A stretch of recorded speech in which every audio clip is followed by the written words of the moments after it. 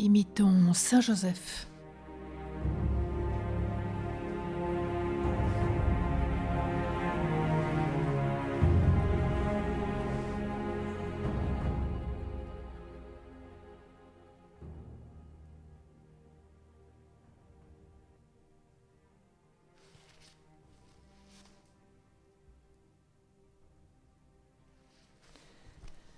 Saint Joseph, modèle de méditation.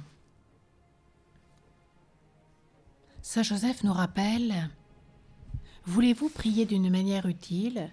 Faites précéder ou accompagner d'un peu de méditation l'exercice de la prière. Ne croyez pas que la méditation soit au-dessus de vos forces. Vous y réussirez, pourvu que vous soyez résolu d'y être fidèle, malgré les distractions et les tentations qui ne vous manqueront pas. Ainsi donc, après avoir lu une vérité quelconque du salut, un passage de la parole de Dieu, un enseignement du magistère ou de la tradition, par exemple, le récit aussi d'une action du Sauveur ou d'une parole sortie de la bouche divine, repassez dans votre esprit cette action ou cette parole.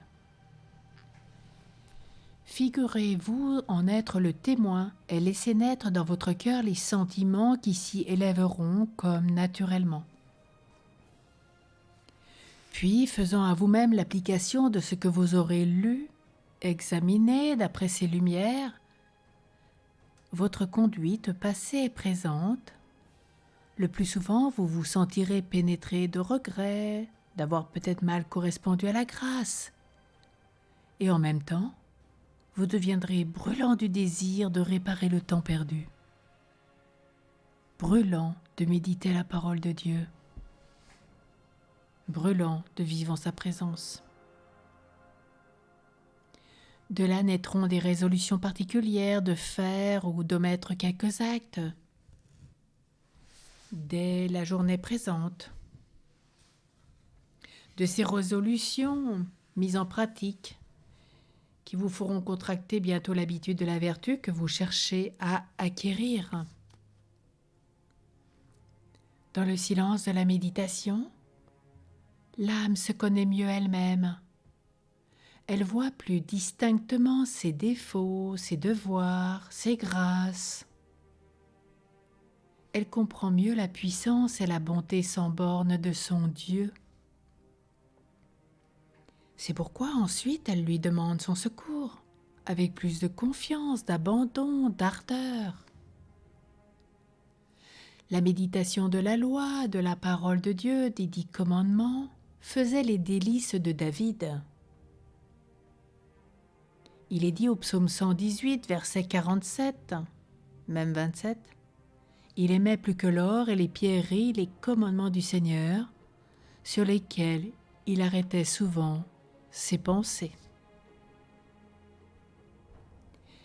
Et nous aussi, si nous méditons sur les amabilités de Dieu, sur la douceur de son joug, sur la multitude de ses miséricordes, nous affectionnerons de plus en plus au service d'un bon maître. Si nous nous rappelons souvent nos fins dernières, si nous les méditons sérieusement, peut-être que nous ferons beaucoup plus attention à nos paroles et à nos actes, et nous nous relèverons plus aisément de nos chutes. Oh oui, Saint Joseph, ce soir et en ce jour,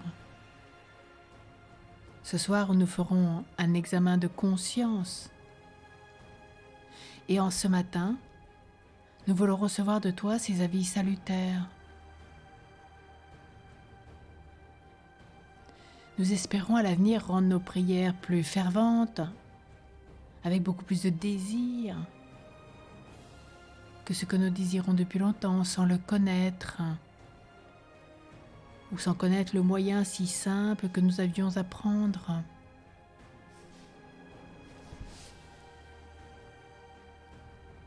Jusqu'ici, peut-être nous ne prions que des lèvres, parce que nous n'étions pas pénétrés dans notre esprit, dans notre cœur, des choses que nous exprimions.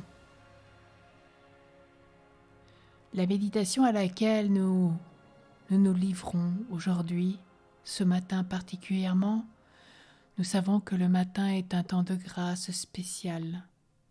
Et il y a une virginité de l'âme. Et quand nous méditons tôt, nous sommes comme appelés par Dieu. Puis vient le chant des oiseaux qui nous rappelle cet office du matin uni à tous les frères et sœurs du monde entier dans les laudes. Les animaux de la terre nous rappellent le sens de la louange matinale et du soir.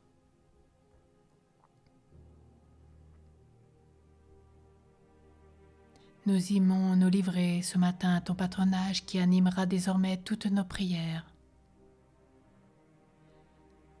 Et ce matin, comme tous les matins, nous voulons consacrer un temps fixe à cet exercice de méditation, d'adoration, de colloque avec toi, Jésus, par l'intercession de Saint Joseph. Cet exercice a sauvé tant d'âmes au milieu du monde.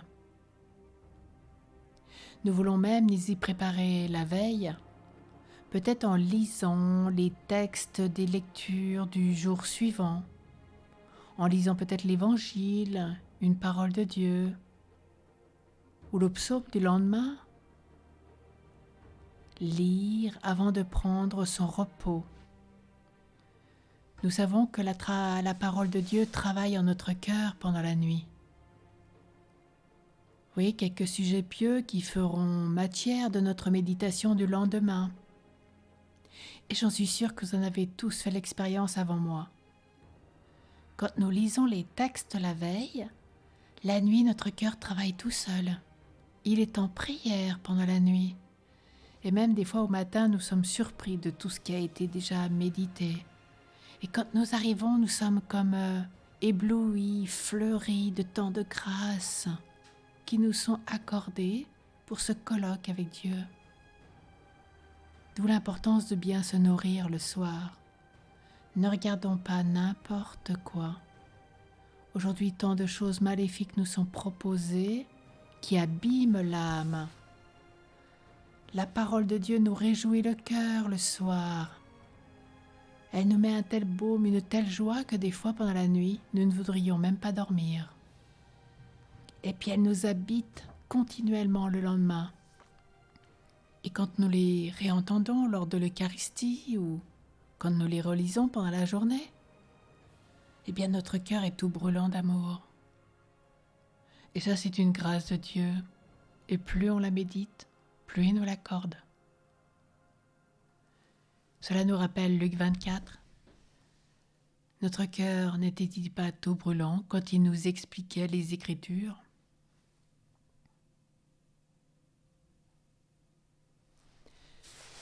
Les vérités du salut vivement perçues dès le matin auront infailliblement pour effet de nous faire apporter des dispositions plus chrétiennes à toutes les actions de la journée.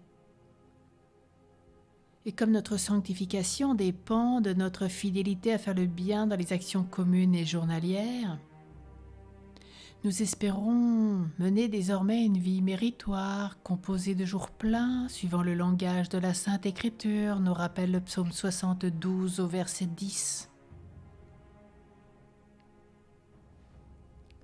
La considération peut-être fréquente des titres que le Seigneur a pour être aimé de moi, lui qui est mon Père et notre Père, mon Sauveur et notre Sauveur, ma fin et notre fin, mon trésor unique et notre trésor, mon tout et notre tout, etc., etc. Ayez ce cœur de louange. Cette considération nous fera, nous l'espérons, sortir de la tiédeur dans laquelle nous languissons. Plus nous louons, plus nous devenons humbles.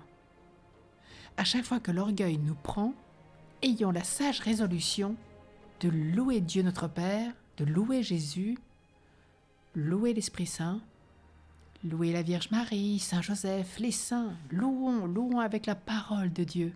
Dire à Dieu ce qu'il est nous fait sortir de notre orgueil et de notre égoïsme. le plus grand remède à notre péché premier.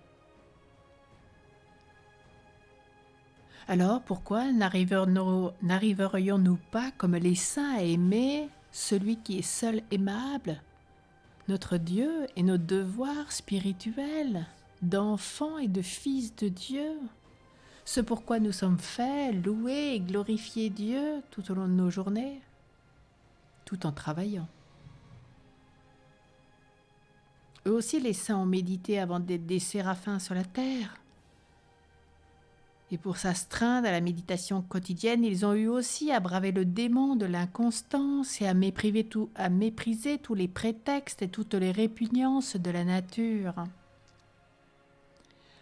Alors ce matin, nous voulons faire comme eux et comme tous les matins.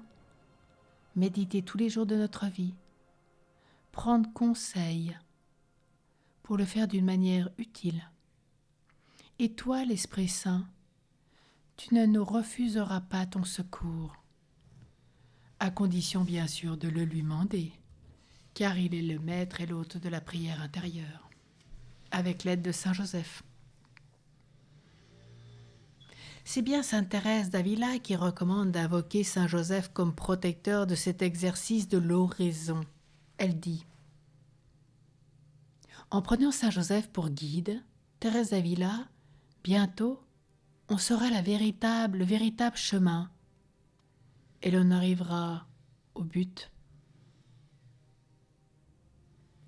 La grâce, dit Gerson, prit un accroissement immense dans Saint Joseph par les communications qu'il eut avec le divin enfant, les saintes caresses qu'il lui fit et celles qu'il en reçut. Jésus lui faisait goûter d'ineffables douceurs par ses regards, ses embrassements et par toutes les marques de sa tendresse filiale. C'est bien aussi saint Bernard de Clairvaux qui nous parle de Saint Joseph et s'écrie : quel bonheur pour Saint Joseph, non seulement de voir Jésus-Christ, mais encore de l'entendre, de le tenir dans ses bras, de l'embrasser, de le nourrir, d'être admis dans la participation de ces ineffables secrets qui ont été cachés aux yeux du monde.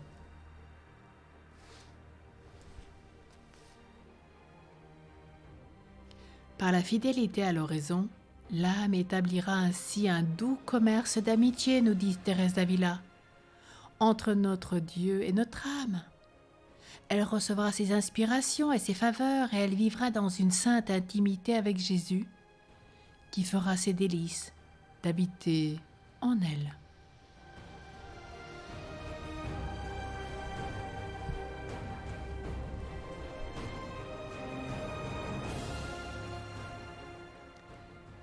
Alors peut-être pourrions-nous prendre une résolution de consulter peut-être notre accompagnateur spirituel ou notre confesseur sur le choix des textes de la parole de Dieu à méditer, sur un livre de méditation et de s'en servir tous les jours, de faire une relecture avec lui, voir la transformation de notre âme, voir les fruits de l'oraison et ses combats. L'oraison n'est pas un chemin simple et aisé, il demande fidélité.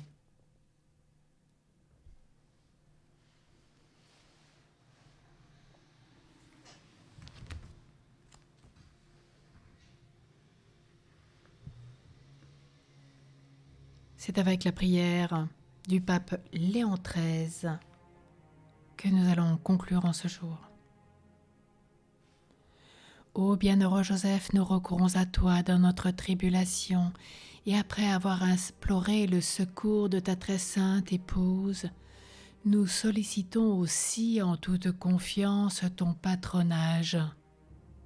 Au nom de l'affection qui vous a unis à la Vierge Immaculée, Mère de Dieu, au nom de l'amour paternel dont vous avez entouré l'enfant Jésus, nous te supplions de jeter un regard propice sur l'héritage acquis par Jésus-Christ, au prix de son sang et de nous assister de ta puissance et de ton secours dans nos besoins. Ô gardien très vigilant de la Sainte Famille, protège la famille privilégiée de Jésus-Christ. Père très aimant, préserve-nous de toute contagion, de la corruption et de l'erreur. Protecteur très puissant, soyez-nous secourables et assistez-nous du haut du ciel dans le combat que nous avons à soutenir contre la puissance des ténèbres. Et de même qu'autrefois tu as arraché l'enfant Jésus au péril de la mort, défends aujourd'hui la Sainte Église de Dieu contre les embûches de l'ennemi et contre toute adversité. Et couvre-nous de ta constante protection, afin que nous puissions à ton exemple et par ton assistance vivre saintement, mourir pieusement et obtenir l'éternelle félicité dans le ciel. Qu'il en soit ainsi.